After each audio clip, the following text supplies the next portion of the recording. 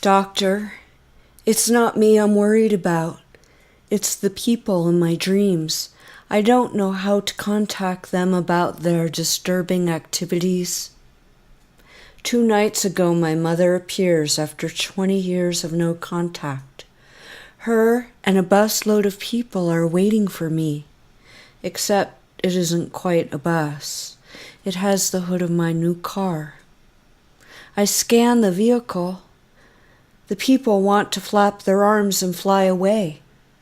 I don't know them, but I recognize that I am responsible for them. I locate my mother, and as I begin to turn the key, we disappear to a place from where we will never return. I spent last night in my woods. I recognize the pathway past the oaks into the cedars. The trees rise out of dark, eddying water toward the crystalline sky. Civilization is close by. I can faintly hear cars, and the hassle of having traveled here is memorable.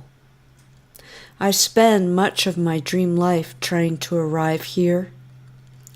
Last time I arrived on a large plane after a long bus ride in a European city. I mostly recall cold stubble fields and then arriving to a sunny hill with sidewalks where mothers walk their children beside the poppy-speckled grass. There's water over this hill. I explored its edge in other dreams, except in one dream the water formed an avenue of walls. But usually these are my private towns of ennui.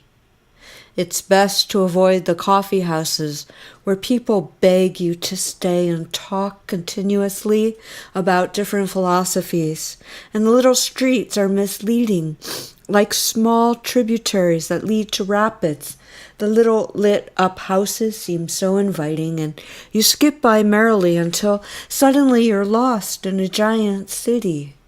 But this time I arrive in my woods by a route I have preferred in other dreams.